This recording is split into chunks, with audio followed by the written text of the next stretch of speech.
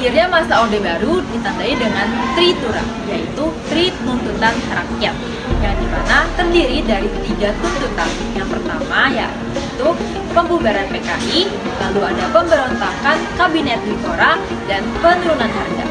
Akan tetapi sikap dari Soekarno bertolak belakang dengan aksi-aksi mereka, sehingga pada suatu hari terjadi peristiwa G30 SPKI yang menyebabkan berturunnya kepercayaan rakyat-rakyat Indonesia terhadap pemerintahan Soekarno.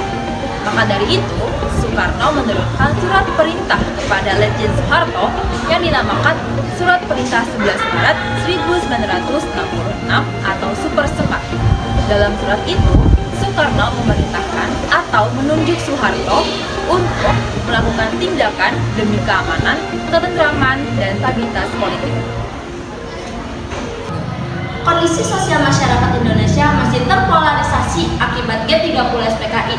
Pada masa itu, trauma masih sangat terasa dan upaya pemerintah untuk membangun rekonsiliasi nasional masih dalam tahap awal.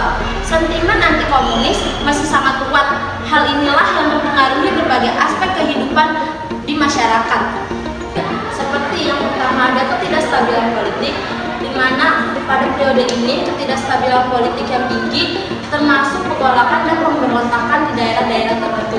Lalu yang kedua, ada krisis kebijakan publik, korupsi yang merajalela sehingga memperburuk kondisi hidup masyarakat, inflasi yang tinggi, dan kekurangan bahan-bahan pokok menjadi masalah yang serius. Lalu yang ketiga, ada pembagian sosial, kesenjangan ekonomi yang lebar antara kaya dan miskin. Hal ini yang menyebabkan ketidakpuasan di kalangan masyarakat, terutama di daerah-daerah yang terabaikan.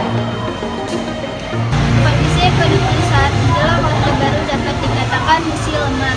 Pemerintah kemudian menerapkan kebijakan ekonomi yang stabil dan berkelanjutan, antara lain berupa devaluasi mata uang rupiah, liberalisasi ekonomi, dan penerapan program Replita, yaitu rencana pembangunan 5 tahun.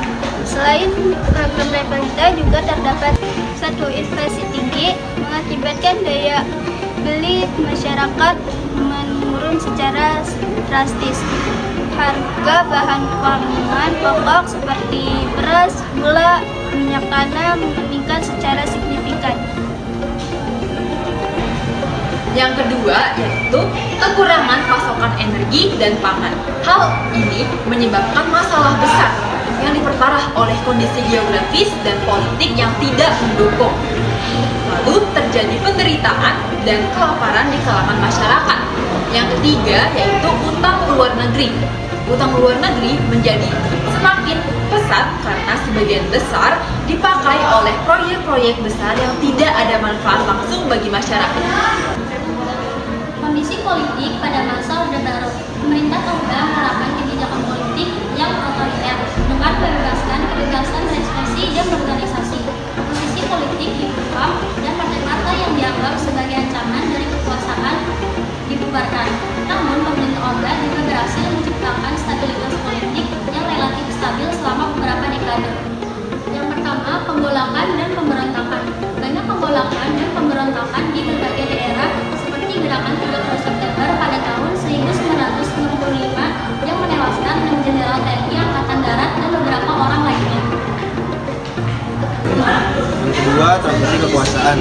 Jadi transisi kekuasaan dari Presiden Soekarno ke Jenderal Soeharto. Kemudian Soeharto mendirikan Orde Baru dengan janji untuk membawa stabilitas dan pembangunan ekonomi. Ketiga, pembatasan kebebasan berpendapat.